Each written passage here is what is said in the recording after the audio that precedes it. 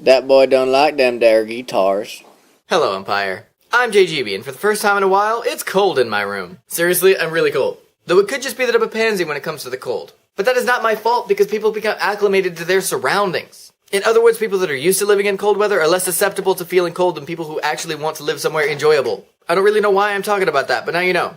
And that was your random piece of info for the day. You're welcome. As you can see, my shoulder is feeling a little bit better. It still hurts sometimes and I can't really lift anything heavy yet. But I'm healing, so let's look on the bright side. The first story I want to talk about today is about a man that I'm embarrassed to say lives in my neck of the woods. A man by the name of, I'm not even going to attempt to pronounce her name, from Alpharetta, Georgia, was arrested for sexually harassing the girl that was sleeping next to him on a plane. Evidently, the 20-year-old girl woke up to the 61-year-old man copping a feel, if you know what I mean. Probably the creepiest part of the story is that after the girl woke up, realized what was happening and told him to stop, the man responded with, "Is that okay?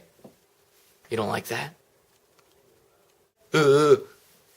That's gross. The man is getting 6 months in jail and has to register as a sex offender. And I say rightfully so. Not only is he a scumbag for trying to take advantage of a sleeping 20-year-old girl, I also can't believe he thought he'd get away with that line. Is that okay? You don't like that? Really? I'm pretty sure the only way that the girl would have been okay is if the guy was Brad Pitt or George Clooney or whoever the girls are raving over these days. Point is, he asked for it. However, onto the main story that I wanted to talk about today, which is about temporary marriage licenses. Yeah, you heard that right.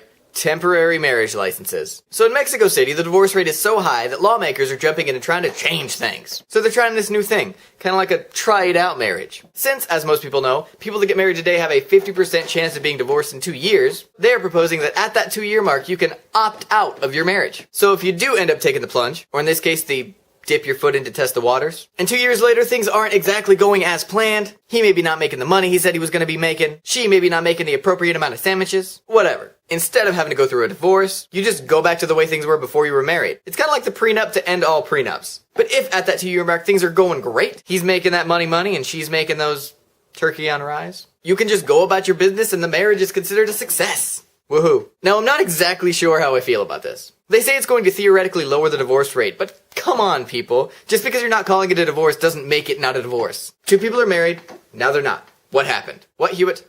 Yes, one could have died. No, it's a divorce. That's what it's called. My personal belief is that marriage is something special. Marriage is supposed to be forever. If you don't know that you can do it forever, just don't do it. Seriously, it's pretty simple. If you're not committed to a person, don't commit to them. Don't expect that as soon as you're married, he's gonna stop being a douchebag. 'Cause he's not! I've actually talked to people with that outlook. They think that marriage is going to automatically make a man responsible. Marriage isn't a repair service. It's for when you want to spend the rest of your life with a person, knowing that over time, people change. In 10 years, they're not going to be exactly the same person you married. You're not going to be the same person either. I mean, really, think about it. 10 years ago, were you the same exact person you are right now? If you said yes, I know you're lying. Because I've looked at the demographic of people that watch my videos. I have a hard time believing that a bunch of 13 to 17-year-olds are the same exact person they were 10 years ago. Not hating on my older audience, just saying there are fewer of you. That should make you feel special. I just feel like if you're not ready for marriage, then you're not ready. And there's nothing wrong with that. I guess they're going to have to change the wedding vows from as long as we both shall live to until I can't stand you anymore. Alright, I'm going to